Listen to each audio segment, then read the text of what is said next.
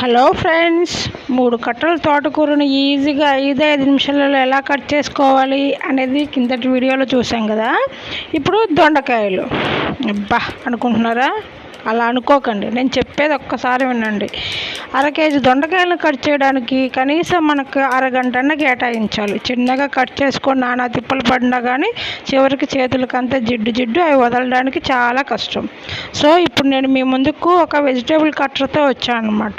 ఇందులో మనకి దొండకాయలు, బంగాళదుంపలు, బీట్రూటు, కీర దోసకాయలు, సొరకాయలు, బీరకాయలు, ఇలా చాలా రకాల కూరగాయలు కట్ చేసుకోవచ్చండి. అది ఎలానో 1 by 1 చూద్దాం. ఇందులో డిఫరెంట్ సైజెస్లో ప్లేట్స్ ఇస్తారండి. ఇవి పెద్ద ముక్కలు కావాలనుకుంటే కట్ చేసుకోవచ్చు అనమాట. ఈ పెద్ద ముక్కలకి ఇదండి, ఇది నేను రెగ్యులర్గా ఉపయోగించే ప్లేట్ అండి. ఇందులో చిన్న సైజెస్ ముక్కలు వస్తాయి, మనకి మీడియం సైజు ముక్కలు వస్తాయి. షార్ప్గా ఉండే వైపు లోపల పెట్టాలండి, ప్లెయిన్గా ఉండే వైపు కిందకు వస్తుంది. ఇలాగ ప్రతి ఒక్క ప్లేట్ని ఇలా ఇందులో ఇన్సర్ట్ చేసుకొని ఇలా ప్రెస్ చేస్తే మనకు ఆ ముక్కలన్నీ కింద బాస్కెట్లో కలెక్ట్ అవుతాయి అన్నమాట. ఇందులో మొత్తం 5 ప్లేట్స్ ఇచ్చారండి. ఆ 2 పోను మిగిలింది ఇది ఒకటి. ఇది మనకి పెద్ద ముక్కలు, వెడల్పు ముక్కలు పొడవుగా వస్తాయండి. పొడవు ముక్కలు కావాలనుకున్నప్పుడు ఇది వాడుకుంటే సరిపోతుంది. అలాగే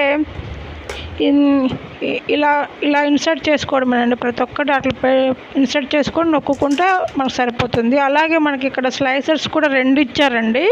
మీకు మేబీ 2 ఒకటే సైజులో కనపడవచ్చు, కానీ చిన్న వేరియేషన్ ఉంది. మనకు పొటాటోస్ కానీ, బీట్రూట్ కానీ, కీర కానీ ఇలాంటివి ఏమైనా స్లైసెస్ లాగా కట్ చేసుకోవాలనుకుంటే ఇది బాగా యూజ్ అవుతుంది అనమాట. దీన్ని కూడా అలా ఇన్సర్ట్ చేసి పిల్ ఆఫ్ చేసుకుంటే సరిపోతుంది. ఇది చాలా ఉపయోగంగా ఉంటుందండి. క్లీన్ చేసుకోవడం కూడా చాలా ఈజీగా ఉంటుంది. మనం కట్ చేసుకున్న వెజిటేబుల్స్ అన్నీ కూడా ఈ బాస్కెట్లో కలెక్ట్ అవుతాయి కాబట్టి మనకి ఇబ్బంది ఉండదు. సో ఇప్పుడు నేను దొండకాయలను ఎలా కట్ చేస్తున్నాను, దాన్ని ఎలా క్లీన్ చేస్తున్నాను, చేసిన తర్వాత మా కూర ఎలా వచ్చింది, మా లంచ్లోకి స్పెషల్ ఏంటి అనేది మొత్తం ఈ వీడియోలో ఉంది. మీరు చూస్తూ ఉండండి. ఇప్పుడు ఈలోపు నేను మీకు ఒక చిన్న కథ చెప్తాను. ఒక అందమైన రాజ్యానికి పెళ్ళిగాని ఒక యువరాజు రాజ్యాన్ని పాలిస్తూ ఉండేవాళ్ళు అనమాట. ఆ రాజ్యంలో రాజు తన ప్రజలందరూ కూడా సుఖ సంతోషాలతో ఉండాలి, ఎటువంటి దుఃఖం రాకూడదు, వాళ్ళకి ఎటువంటి ఇబ్బంది కలగకుండా చూసుకోవాలనేది తన ధ్యేయంగా పెట్టుకుంటాడండి. అలాగే రాజు కూడా ప్రజల దగ్గర నుంచి నీతి, నిజాయితీ, మంచి గుణాలు, అవతల వాళ్ళకి సాయం చేసే గుణం ప్రతి ఒక్కరికి ఉండాలనే ఆశతో ఉంటున్నాడని, తన రాజ్యంలో ప్రజలందరూ కూడా అలానే ఉండాలని అనుకునేవాళ్ళు. అలాగే రాజ్యంలో పరిస్థితులు ఎలా ఉన్నాయి అనేది కూడా భటులతో, మంత్రులతో కలిపి అప్పుడప్పుడు రాజ్య విహారం చేస్తూ ఉండేవాడు అనమాట. ఆ రాజ్యంలో ఒక పేద అమ్మాయి ఉంటుంది. తను కష్టపడి అడవికి వెళ్ళి పండ్లు, పొలాలు, కూరగాయలు అవన్నీ తెచ్చుకొని దాని ద్వారా వచ్చిన ధనంతో తన వృద్ధ తల్లిదండ్రులను పోషిస్తూ ఉండేదన్నమాట. ఒకరోజు రాజు రాజవిహారానికి వచ్చినప్పుడు ఆ పేదరాలు చింతకాయలు అమ్ముతూ కనపడుతుంది.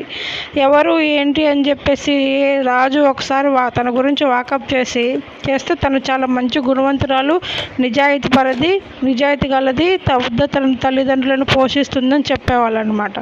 సో రాజు తన తల్లిదండ్రుల దగ్గరికి వెళ్ళి వాళ్ళ అనుమతి తీసుకొని, అలాగే పేద ఆడపిల్ల వాళ్ళ తల్లిదండ్రుల దగ్గరికి వెళ్ళి తన యొక్క విజ్ఞప్తిని చెప్పి ఆ చివరికి ఆ అమ్మాయిని పెళ్లి చేసుకొని తన రాజ్యానికి తన తల్లిదండ్రులతో పాటు తీసుకొస్తాడు. ఆ అమ్మాయి రాజ్యంలో ఉండి అన్ని అంతఃపుర సౌకర్యాలను అనుభవిస్తూ చాలా హ్యాపీగా ఉండేదన్నమాట. అలా కొంతకాలం గడిచిన తర్వాత రాజు ఒకసారి తన రాణితో పాటు అడవికి వెళ్తాడు. వెళ్ళి తను ఇంతకుముందు ఎలా అయితే జీవించిందో ఆ జీవితాన్ని మళ్ళీ తనకు ఒకసారి గుర్తు చేద్దామన్న ఉద్దేశంతో తీసుకెళ్ళి అన్నీ చూపెడుతూ చివరికి చింతకాయల దగ్గర ఆగి అవి ఏంటివి గుర్తున్నాయా అని అడిగితే అప్పుడు ఆ రాణి ఇవేంటి రాజు వంకర టింకరగా ఉన్నాయని అడిగిందంట. అప్పుడు రాజు తన మనసులో నీ దగ్గర ఏ మంచి గుణాలు, ఇతరులకు సహాయం చేసే మనస్తత్వం ఇవన్నీ చూసి పెళ్లి చేసుకున్నానో, నీకు కొంచెం ధనం వచ్చేసరికి అవన్నీ మర్చిపోయి నువ్వు ఇలా ప్రవర్తిస్తున్నావు అని, నీ తప్పు నువ్వు తెలుసుకునేంత వరకు నన్ను ఏలుకోనని చెప్పేసి కొంతకాలం తనని దూరంగా పెట్టారండి.